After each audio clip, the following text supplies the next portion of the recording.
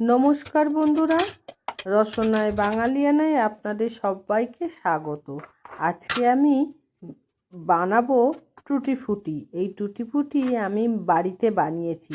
এই টুটি ফুটি খুব সহজে বানানো যায়।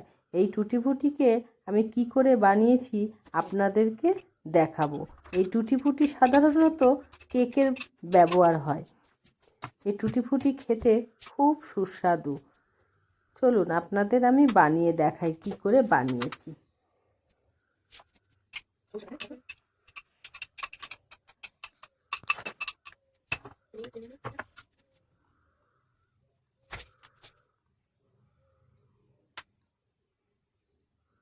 এখানে আমি প্রথমে আমি এখানে একটা গোটা পেঁপে নিয়ে নিয়েছি।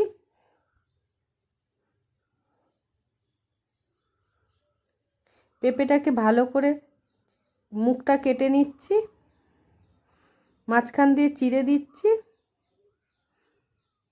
চিড়ে এবারে দানাগুলো ফেলে দেবো, দিয়ে এবারে ভালো করে ছাড়িয়ে নিচ্ছি।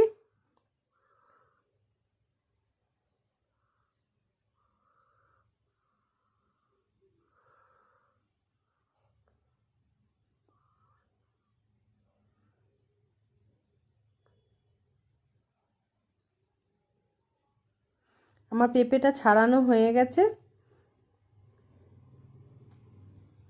এবার জলের মধ্যে দিয়ে দিলাম। জলের মধ্যে দিলে পেঁপের গায়ের যে আঠাটা ওইটা ছেড়ে যায়, ধুয়ে যায়। এবার পেঁপেটাকে আমি পাতলা পাতলা করে টুকরো টুকরো করে কেটে নিচ্ছি।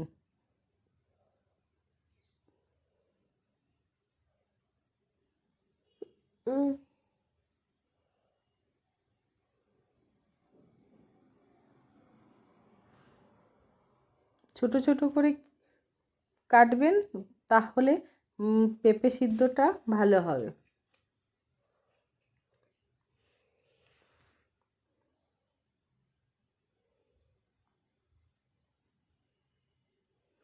দেখুন আমার পেঁপে কাটাটা হয়েও গেছে। আমি ছোট ছোট কিউব মতন কেটেছি। আপনারা এইভাবেও কাটতে পারেন, এর থেকে ছোটও কাটতে পারেন, এর থেকে বড়ও কাটতে পারেন। আমি এই সাইজটাই রেখেছি। এখন আমার পেঁপে কাটা হয়ে গেছে। এরপরে গ্যাসের মধ্যে একটা জল দিয়ে কড়া বসিয়ে দিয়েছি। এবার জলটাকে আমি গরম হতে দিয়েছি। জলটা আমার গরম হয়ে গেছে। এর মধ্যে আমি অর্ধেক লেবু দিয়ে দেবো।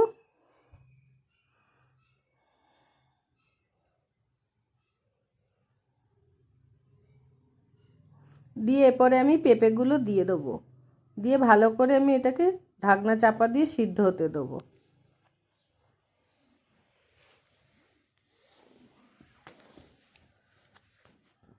এবার নেড়ে চেড়ে আমি ঢাকনা চাপা দিয়ে দেবো।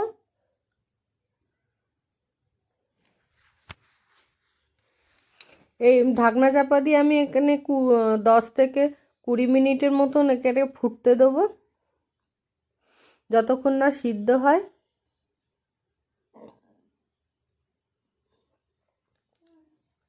আমার পেঁপেটা সিদ্ধ হয়ে গেছে। এবারে জল ছেঁকে নিচ্ছি,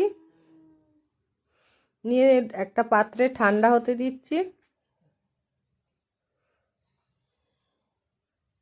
ওই পাত্রে আবার আমি হাফ কাপের মতন চিনি দিয়ে দিলাম, পরিমাণ মতন জল দিলাম, দিয়ে চিনিটা গুলে একটু রস মতন করে দেবো। চিনির শিরা যাকে বলে।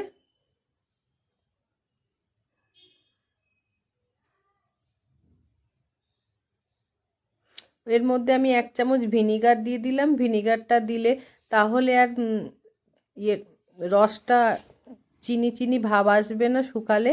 আর 1 চামচ ভ্যানিলা এসেন্স দিয়ে দিলাম। দিয়ে এবারে পেঁপে সিদ্ধটা দিয়ে ভালো করে আমি নেড়ে দেবো, যেন মিষ্টি রসটা এর মধ্যে ঢুকে যায়।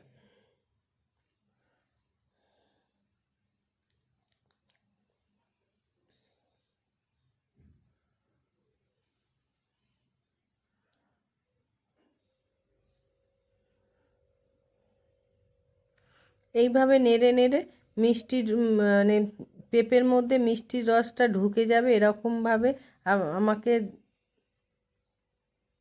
সিদ্ধ করতে হবে। দেখুন রসটা প্রায় শুকিয়ে গেছে। এরপরে আমি পেঁপেটাকে নামিয়ে নিচ্ছি।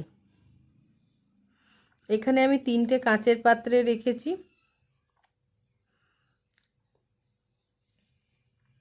সমান ভাগে আমি ভাগ করে নিয়েছি। এরপরে আমি এর মধ্যে এখানে আমি পিঙ্ক কালারের ফুড কালার দিলাম। এই ফুড কালারগুলো আপনারা বেকারি শপে পেয়ে যাবেন। লাল, সবুজ আর কেশরি কালার দিয়েছি।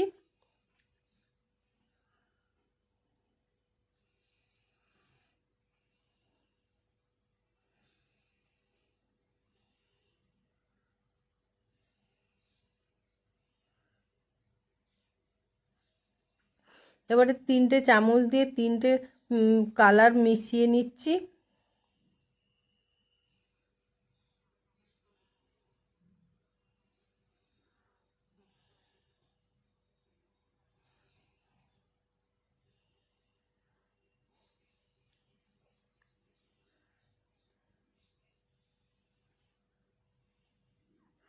এইভাবে ভালো করে মিশিয়ে এরপরে আমি এইগুলোকে ঢাকনা চাপা দিয়ে রেখে দেবো।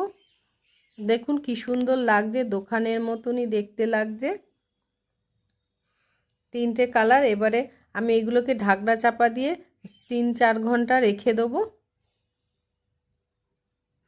আমার রাখা হয়ে গেছে। দেখুন একটুকু গায়ে রস নেই। এইগুলো এবারে আমি একটা ট্রেতে ঢেলে রোদে শুকোতে দেবো। রোদে শুকোতে দিলে এইটাকে আপনি 2-3 মাস মতন স্টোর করে রাখতে পারবেন, কোনো খারাপ হবে না।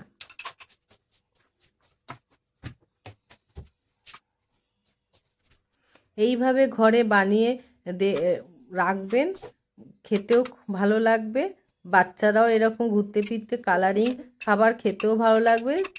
যারা পেঁপে টেপে খেতে চায় না তাদেরকে এইভাবে বাচ্চাদের খাওয়ালে খুব ভালো উপকার হবে পেটের পক্ষে। আমার ভিডিওটা ভালো লাগলে আপনারা লাইক অ্যান্ড সাবস্ক্রাইব করবেন। ধন্যবাদ।